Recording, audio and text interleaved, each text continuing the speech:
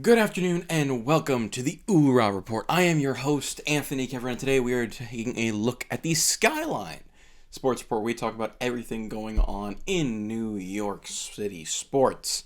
And first off, we are going to look at some football. And yes, I know we are a week into the playoffs and we still have New York football to talk about, but no teams made the playoffs. Well, there's actually some good news for New York City football, especially if you're a New York Jets fan. You guys now have a good head coach. Congratulations. How does it feel to be able to play with the big boys a little bit more here? Yeah, so you guys went out and you guys got San Francisco 49ers defensive coordinator Robert Saleh. Hopefully I'm saying that right. But yeah, no, good job. A lot of people have been saying that this guy is a really good prospect to be a head coach, and even 49ers head coach said, yeah, no, he's good. He did a good job. Yes, Jets fans, be happy. You know, and I already have heard people say, well, are they going to be good, next season? If you think that they're just going to go out and get a head coach, and I'm just like, and this is what I say to you. There's nowhere else to go but up. You had an abysmal season last year. You ruined the perfect tank. So yeah, go get a good head coach. You deserve it. Just see if you can do better next time. So now we're going to move over to the world of basketball. And we got stuff to talk about. As literally around yesterday afternoon, the Nets went out and did an amazing thing. And if this isn't an all-in push for the playoffs, I don't know what is. They went out and got James Harden. This was a 4-way trade that broke in the middle of the day. And I was like, yeah, James Harden was kind of like teasing the fact that he would go to Brooklyn, and he finally did. And I love how the first thing I saw was that the Brooklyn Nets training facility is about a minute walk from the nearest strip club in Brooklyn. Yes, that is a thing that happened. And I love how, if you look at where the Nets training facility is, and I've been to the Nets training facility, it's a really nice area. It's right by a really nice shopping district that I go to. And it is literally the Nets training facility, a Costco, and a strip club. I don't think you can get much funnier than that. But yeah, so the trade ended up being that Brooklyn gets James Harden and Cleveland's second-round pick in 2024. Houston gets Victor Oladipo, Dante Exum, Robin Kurskis, 3 Brooklyn first-round picks in 2022, 2024, and 2026, and 2022 Milwaukee first-round pick, and 4 Brooklyn pick swaps from 2021, 2023, 2025, and 2027. And that's only half the trade. Indiana, who was a third party in this, got Chris LeVert and a Houston second-round pick, and Cleveland, the fourth one, gets Jared Allen and Trajan Prince. I apologize if I butchered any of those names, but it doesn't matter. Well, it does. But, holy hell, Houston. Holy hell, man. That's a lot of picks. You are really building the future. And Brooklyn, damn. If this isn't an all-in push to try to win the East and let alone an NBA championship, I don't know what is. And yes, I think this is really good for Brooklyn. If Harden, Kevin Garnett, and Kyrie Irving can all get on the same page, you better bring a championship home to Brooklyn. Because if not, that's going to be disappointing. But yeah, no. Good trade.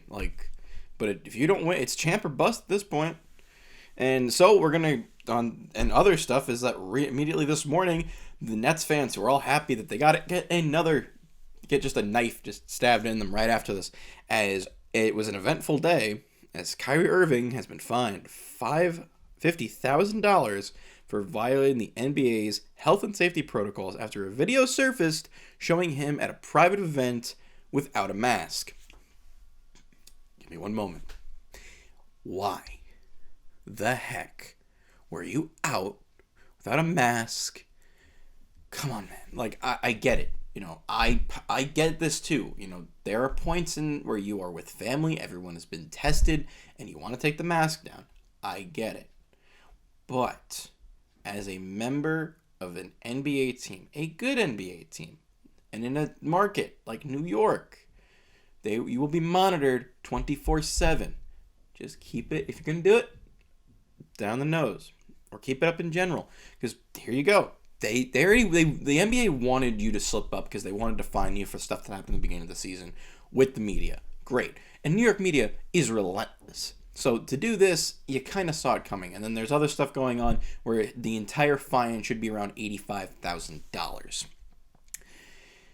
Buddy, just next time, just be safe. Like, this isn't a big deal, but just be safe next time. And now on the other side of New York, the Knicks become the Knicks again. They're back on a 4-game losing streak. And yeah, cool. Good job. Yeah. And then we're going to move over to baseball to go to the next side.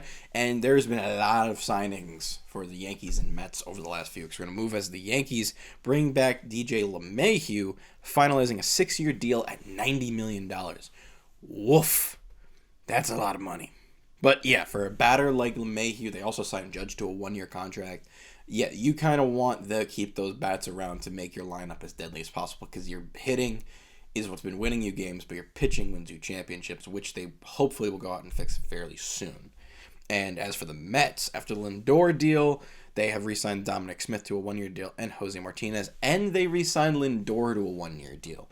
So yeah, the Mets are trying to be a nice contender in the NL, and hopefully they can compete with the Dodgers. That's what they're kind of aiming for here. And finally, we're going to take a quick look at the ice as we have the NHL opening up their season last night, as the Islanders beat the New York Rangers in a brutal beating 4-0, and it does show that the Islanders are kind of here to stay at this point. You know, they made it to the Eastern Conference Championship last season, but now they really want to prove the point that they can just keep going and see if they can keep going and be stronger as well.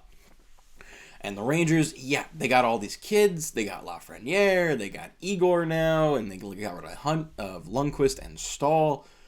But yeah, the growing pains are there, and they're kids. They're going to have to mature a little bit as players. So I'm interested to see how that goes for the beginning of the season. They do play, again, soon. They play 8 times. Like it's every other day at this point, and it should be fun to watch. So with that, let me know what you guys think of all the moves. Do you think the Garnett deal? Oh damn, I'm going really far back in Brooklyn Nets history here. Do you think that the Nets deal to get James Harden is a good deal, a bad deal? Please let me know what you guys think in the comment section below. And for all of you, hit the like button, hit the subscribe button. They do go a long way, and I will see you all next time here on the OOH-RAH Report.